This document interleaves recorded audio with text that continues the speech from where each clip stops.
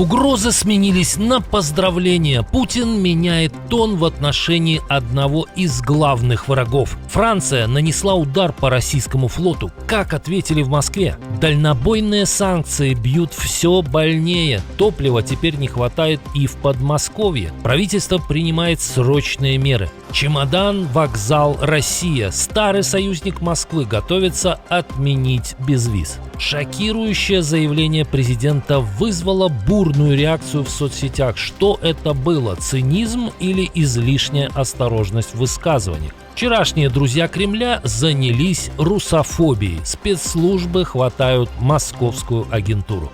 Об этих и других событиях к вечеру понедельника, 1 июня. Вечер понедельника с новостями Нехта – это правильный способ закрыть первый день рабочей недели. В студии Олесь Корниенко. Мы начинаем.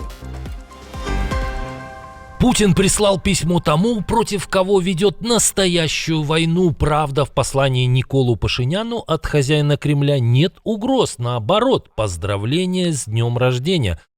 Отношения между нашими странами и народами традиционно носят дружественный характер, и мы заинтересованы в их дальнейшем поступательном развитии. Хотел бы пожелать вам здоровья, благополучия и успехов. Но одновременно из Москвы раздался новый залп торговой войны. Вслед за коньяком, минералкой, плодоовощной продукцией и цветами теперь в Россию нельзя везти армянскую рыбу. Так что путинские поздравления похожи на черную метку. Но Пашинян на давление не поддается. Он отверг идею проведения референдума о вступлении в ЕС, которое ему назойливо предложили лидеры ЕАЭС по итогам саммита в Астане. Премьер-министр Армении назвал нелогичным проведение плебисцита до подачи официальной заявки на вступление в Евросоюз. Тем временем, за попытку уйти из-под влияния Москвы украинским сценарием Еревану пригрозил не только Путин, но и старый враг Пашиняна Лукашенко. А вот кремлевская пропаганда добавила и угрозы сценарием грузинским. Пашинян встал на путь русофобии и встал на курс Саакашвили. Он еще не готов прямо воевать с Россией, но уже откровенно переориентируется на Запад. Пашинян еще не набил себе на этом пути шишек и не жевал галстук, как Саакашвили, но уже встал на путь обмана своего народа, призывая сменить стратегический курс, отказавшись от льготных условий сотрудничества с Россией и не бояться неизбежных высоких цен на газ в случае разрыва с Россией. От перемирия на Ближнем Востоке закладывает уши. США и Иран вновь обменялись ударами, несмотря на действующий режим прекращения огня. Американская авиация нанесла удары по радарам, пунктам управления беспилотниками и другим военным объектам в районе Гарук и на острове Кешм. В Вашингтоне заявили, что операция стала ответом на агрессивные действия Ирана, включая уничтожение американского беспилотника МК-1 над международными водами. По данным Центком, в ходе операции были уничтожены средства ПВО, пункт управления и 2 иранских ударных дрона, которые, как утверждается, представляли угрозу судоходству в регионе. В Тегеране, в свою очередь, заявили об ответном ударе по американской авиабазе, с которой якобы проводилась атака. В корпусе Стражей Исламской революции сообщили об уничтожении наземных целей и предупредили, что в случае новых атак реакция будет гораздо жестче. Очередной удар нанесен российскому флоту. В этот раз обошлось без дронов, взрывов и даже стрельбы. В дело пошли военные Франции. Они задержали нефтяной танкер «Тагор», который, по словам президента Эммануэля Макрона, следовал из России и находился под международными санкциями. Эта операция была проведена в Атлантическом океане, в открытом море при поддержке нескольких партнеров, включая Великобританию, при строгом соблюдении морского права. Судно было остановлено примерно в 740 километрах к западу от Британии. После высадки десанта французские власти заявили, что обнаружили нарушения, связанные с использованием флага. Судно под сопровождением направили к месту стоянки для дальнейшей проверки. Мы считаем такие действия незаконными, они граничат с пиратством, с международным. Это уже третий танкер, который Франция задерживает с начала года в рамках борьбы с российским теневым флотом. Ранее под аналогичные меры попали суда Дейна и Гринч, которые, по данным Парижа, использовались для обхода санкций и перевозки российской нефти. Макрон прямо связал деятельность таких судов с финансированием войны против Украины. В то же время предыдущие задержанные танкеры впоследствии были освобождены, но после уплаты крупных штрафов. Крайне спорное заявление сделал президент Румынии. В интервью BBC Никуш Эрдан говорил об участившихся прилетах российских дронов на территорию страны, но по форме получилось не очень. Это становится угрозой для румынских граждан. Поэтому, когда россияне бьют по городам с другой стороны Дуная, они должны быть уверены, что не нанесут повреждений румынским гражданам. То есть по-украински «пусть бьют». В некоторых СМИ уже назвали это заявление циничным, заметив, что Дан как-то совсем забыл в этом интервью сделать хоть одну оговорку с осуждением российской агрессии. Российские дроны нарушали воздушное пространство Румынии уже десятки раз, а на прошлой неделе один из беспилотников впервые ударил в многоэтажку в Галаце, в результате чего 2 местных жителя получили ранения.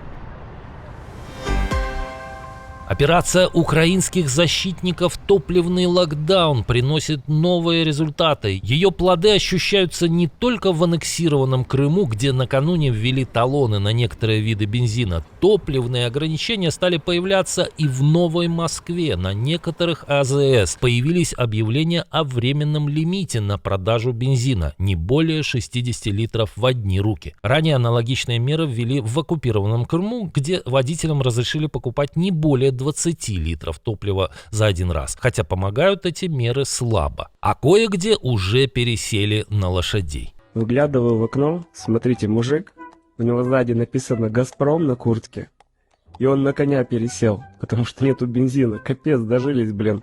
Кроме того, правительство Мишустина запретило экспорт из страны авиакеросина, причем сразу на 5 месяцев. Цель принятого решения – обеспечение стабильной ситуации на внутреннем топливном рынке. Запрет на вывоз бензина был введен еще в конце марта, и все это результат дальнобойных санкций Украины, в результате которых, по некоторым оценкам, остановились почти все НПЗ в центральной части России.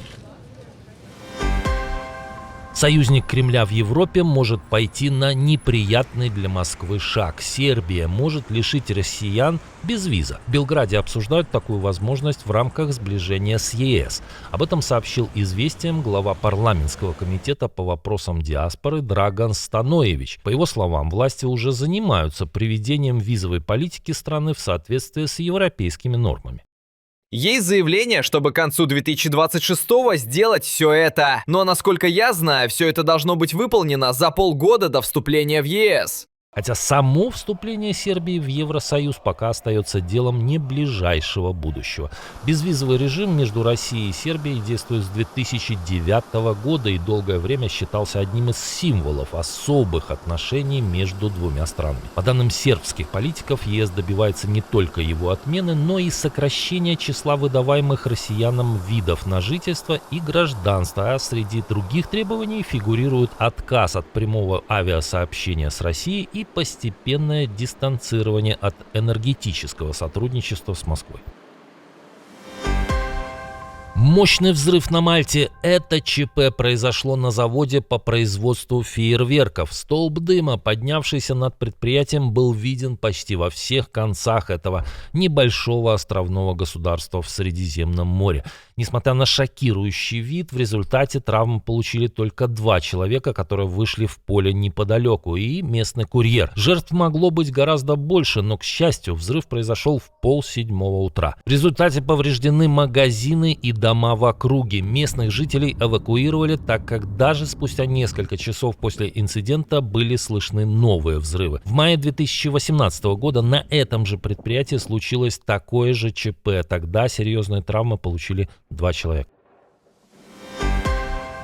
стране, где власти много лет ориентировались на Москву, началась неожиданная кампания. Служба госбезопасности Грузии задержала руководителя Института Евразии и основателя местного аналога бессмертного полка Гулбаата Рцхеладзе. По версии следствия, на протяжении многих лет он собирал и передавал разведывательную информацию иностранным спецслужбам. Интересно, каким? Для прикрытия, как утверждают силовики, использовались общественные организации, информационные проекты и массовые акции. Рцхеладзе грозит до 12 лет лишения свободы. Задержанный считается одним из самых известных проводников пророссийской повестки в Грузии. Он неоднократно оправдывал российское вторжение в Украину. Вместе с ним был задержан еще один руководитель организации с евразийской повесткой Ираклий Чехладзе. Его также обвиняют в шпионаже. По совпадению, задержания агентов Москвы произошли после встречи вице-премьера Грузии Мамуки Мдинарадзе с высокопоставленными представителями Госдепартамента США. А тут еще один интересный эпизод с грузинским форвардом ПСЖ. Хвича Кварацхелия отказался отвечать на вопрос журналиста на русском языке.